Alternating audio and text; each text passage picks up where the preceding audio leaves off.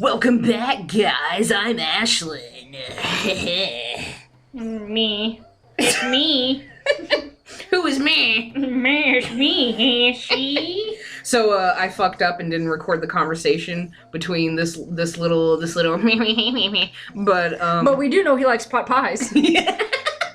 I was giving him Cartman's voice while I was talking to him. But he gave us this heat-resistant tunic because, you know, clothing can prevent you from catching on fire. But, yeah. Flame retardant. Yeah. And it's a fucking tunic. Like, it's not like specific clothing. It's just fucking cloth. And we were talking about, like, it's pretty fucked up. Like, all Link does is, like, poor little orphan boy. He's got identity issues because his mom's an asshole and makes trees take care of him. And then now he's over here fucking working for clothes and Deku nuts. Like, what the fuck is wrong with this world? Yeah, man. Like, they put him in a 7-year coma and then wake him up and tell him to save the world. Like, what the fuck is... Yeah. Oh my god, now he's in hell? Like, what the... Oh, yeah. Fucking... God, I just, it's Sheik. Shikaka. This bitch. You want a voice?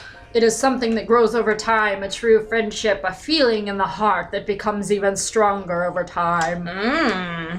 The passion of friendship will soon blossom into the righteous power, and through it, you will know which way to go. I will know which way to go from friendship. Sure, that can lead you in all kinds of directions, and most of the time it's down. But anyway. This song is dedicated to the power of the heart. Listen to the Bolero of fire. I really like all of the teleportation songs. You know what a Bolero is? No, I don't. It's a small jacket. For real? Yeah!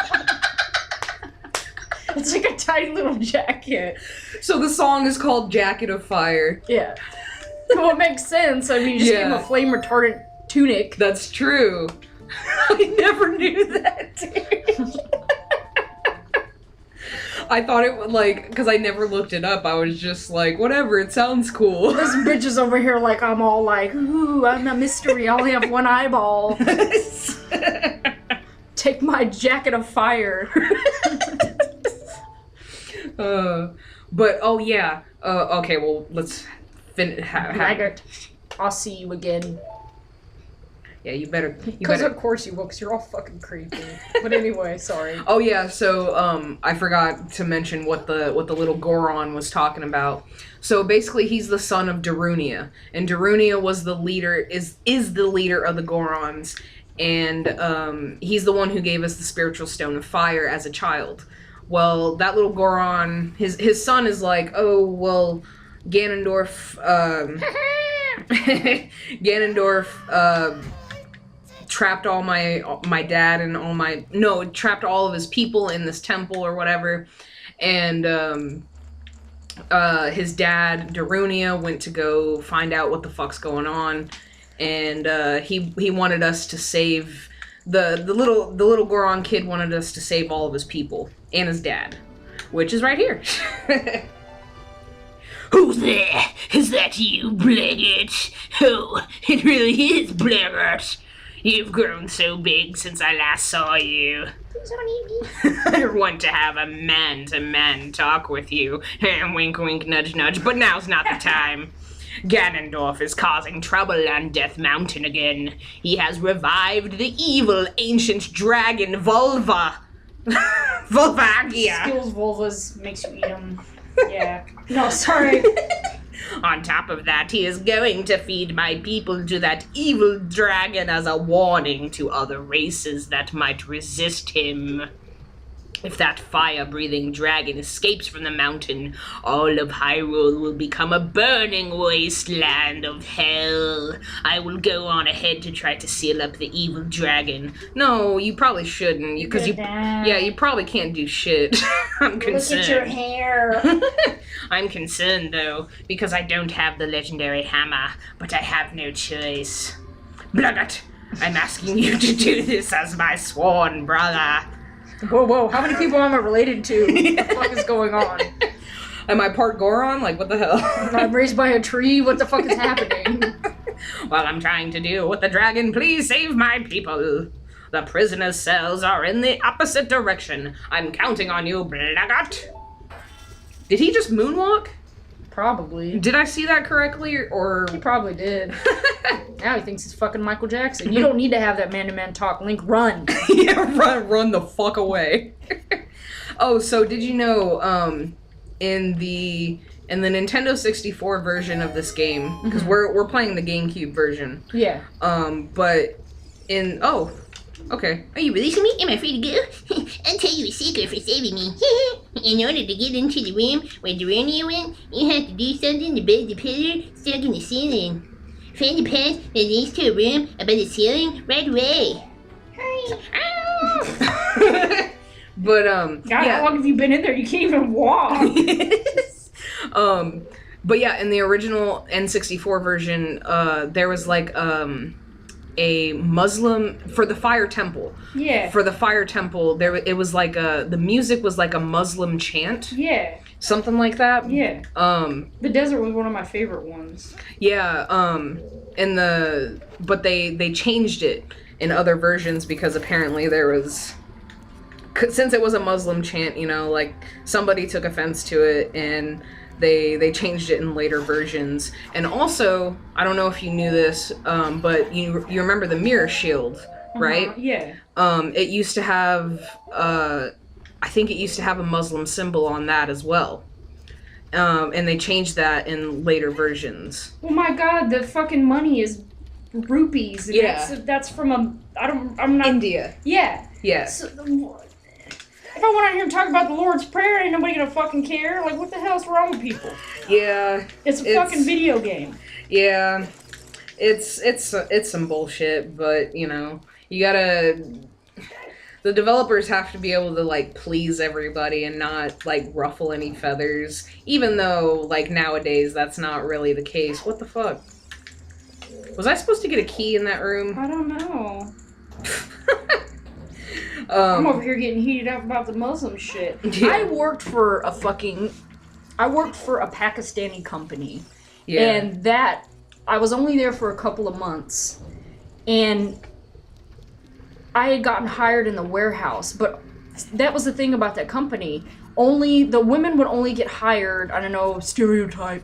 The women would only get hired at the front for the cashiers and in the back in the office. So the ones that were educated, they did all the paperwork. They did all the brainy stuff. Yeah. And then the ones that weren't, they weren't up front and they did the cashiering. And a lot of the girls in the office had fucking bachelor's and master's degrees. Oh, shit. And things that they were doing. But they came over here to this country and they're going through the process of getting their citizenship, but this is one of the few companies that hire them because it's a Middle Eastern-owned company. Yeah. But dude, this company... I have a lot of work experience, and this is the only company I've ever worked for that actually fucking took care of their people. They hired me on as the first woman in the whole entire company to work in the warehouse, number 1. And then number 2, they fucking celebrated Christmas, even though Christmas is not a part of their religion. Yeah. They celebrated Christmas anyway, and bought us lunch, Oh, shit. and all kinds of shit. They made us fucking, they catered for us, and they're like sandwiches. And I'm thinking, oh, I've been through this before. Okay, sandwiches. It's gonna be some little fucking white bread, bologna, and fucking mayonnaise. Yeah. No, dude. These were fucking hand-pressed fucking paninis. Oh, yeah. With, like, the works on them. And I'm like, half of a sandwich is equal to one full regular sandwich. Oh, shit. And, of course, they had some goat biryani, which thank you, y'all, for showing me fucking biryani. It was the most delicious thing I've ever had in my life. Oh, yeah. But yeah, and they didn't buy, like, a skimpy amount. They had so much shit left over that they were giving people to take home with them. Dude, that's pretty sweet. It was the coolest freaking thing. Like, if something happened and I needed to leave, I could leave, nobody questioned me. If I had something that I needed to be available for and I needed the day off, nobody ever questioned me. Like, it was just like, take care of what you have to take care of, but when you come back, make sure that you work. It was the coolest freaking thing, like, I had ever experienced, like, in a job-wise. That's awesome, dude. So, fuck you Muslim haters, it's bullshit! Yeah. But I don't think I ever found out what happened, cause why did you lose that job, dude? It was more of a mutual thing, because, which y'all don't know about this, but recently my dad went through some medical stuff, and my grandmother has Alzheimer's. She's 84, so my mom had to stay up at the hospital with him for 5 days, and my sister wasn't here, Cherie. She was out of town, so I was the only one here. So I had to take off from work and from school because I was working in the daytime and going to school in the evening. Yeah. And I needed to take the time off for it. And they had no problem with it at all. He was like, family comes first, make sure you take care of him and keep us updated on what's going on. And he would actually text me almost every single day asking me how my dad was doing. Oh, wow. Yeah, like, it was really freaking cool. He's like, I've already been through this with my sister, and I understand. And the communication gap was definitely there. But, you know, for the most part, I mean, he was cool with it. But it was more of, you know, he needed somebody to be there. Because it's one of those jobs that if you have one person missing, it's very the job becomes even more difficult. Because I was pumping out orders in a warehouse, pulling orders for convenience stores and shit. And they needed me there, and I couldn't be there. I didn't know when I was going to be able to come back because, you know, when you have a major life event like what had happened, plus doctor's visits following up and things like that, you know, I needed to be available because he can't drive anymore. Yeah. So it was kind of like, we need you here, you're not available. And I'm like, look, so here's the deal. I'll just, you know, I'll bow out of it and, you know, let me take care of my business first and foremost. But, you know, when I did my exit interview with them, he straight up told me. He looks at the guy and he goes, the tech guy looked at my boss and was like, is she rehireable? And he goes, anytime, any day. Yeah. He goes, out of everybody that has left this company, been fired or quit, he goes, you're the one that I'm going to miss the most. Oh. And he's just a fucking cool dude, man. Like, I got promoted 2 months being there. Yeah, that's fucking awesome, dude. Yeah. Like, 2 months of being there, like, I was recognized. I had worked for a company prior to that for almost 5.5 years, and I didn't get promoted until I hit my 5-year mark.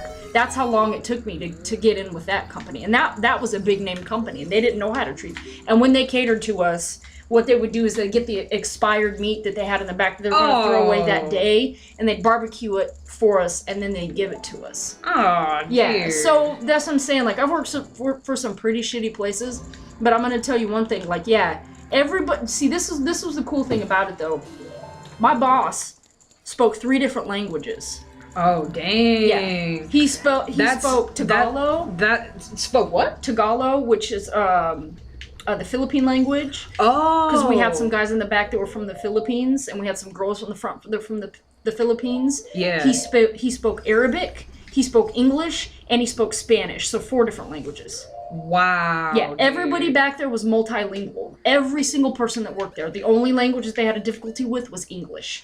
Oh. That was it. So they could all communicate with each other, which was kind of crappy because I worked with a lot of cool people, but they could all communicate with each other, but I couldn't really because that was the only language that they had a hard time speaking. Oh, that sucks, dude. Yeah, but it was a cool freaking experience, man. Yeah, dude, it sounds like it. Yeah, like just to see, I mean, because one of my bosses, she had gotten, I was gonna take her position, and she was gonna get promoted to a manager. And she was cool because she'd be like, you Americans have so many holidays. She's like, she goes, in Muslim tradition, we only have one. We have Ramadan, and that's it. And I was like, you know, that's pretty crazy. And like, she was telling me about over in Pakistan, she goes, we have rehab facilities for tobacco users. Really? Yeah, because they're not supposed to drink, and they're not supposed to partake in any kind of tobacco products. Oh, yeah, that's right. Yeah, so like their religion is super strict as far as that's concerned, but they don't have any addiction issues that run in near their families. And if somebody does develop an addiction, they are basically kicked out of the family. Holy shit. They either come back and get help and get off of the things that they're doing, or they go figure out some other way of dealing with their problems, because they basically don't want that to spread onto all of the values and everything. Yeah. As far as our family is concerned. But yeah, because that culture's pretty hardcore. Yeah. When it comes to things. But they're very, like, this is the thing about them, like, they're education oriented, you know, because she would ask me about things, because she came over here from Pakistan, and she'd ask me things about, the way our culture worked, because just because she's in America doesn't mean she's around Americans all the time. She still visits Pakistan. She goes to weddings and stuff over there, which I got to eat some of their desserts and stuff, which are fucking cool. It was awesome. It was just a cool experience. But yeah, I mean, it's like everything that they do is centered around, you know, education, bettering yourself, keeping focused, things like that. Mm-hmm. And she goes, that's something that she said that she didn't understand about Americans, is that they rather drink and smoke than go to school. Yeah, our culture, it's almost like our culture is spoiled. Like, we're just spoiled little kids. And because we have many opportunities given to us, but everybody has their own issues, and there's reasons why we don't take certain opportunities, you know. But yeah, it just seems like our culture compared to a lot of others are just like spoiled little kids. I don't know if that's just me. Well, and I agreed to that to an extent, but the thing with them is that they help each other out. You know what I mean? Like, when you're 18, you're not kicked out of the fucking house. Like, even in Mexico, I mean, here in America, it's like the status quo is that when you're 18, you're an adult, and you need to be doing this, this, and that. Yeah. You know, there, it's like, all right, now you're 18, you need to go to college and do this, this, and that, and they have their families that are going to support them through that whole entire situation. You know what I mean? When in a lot of times here in America, we don't make education a priority, or we don't have the resources to get a hold of it. You know what I mean? Yeah. It's I don't know how it works there as far as college and stuff is concerned, but when you have several generations of people that are throwing down money for the newer generation to go to college, you don't find that very often, especially here. It's kind of like here in America, if your family is poor, you're going to be poor, and you're not going to be able to do anything. You know what I mean? Yeah, it's very unfortunate. Yeah. I was fortunate in the fact that when I was a baby, like, my family started saving money, like, for college and stuff. So I'm very fortunate in the fact that I can go to college, and I'm of course very thankful for all the support that I've been given from my family, including you. But we're gonna end this episode here. We'll pick it up in the next one. Thank you guys for watching. You have lovely faces. Hope you had a lovely day. See you next time. Bye.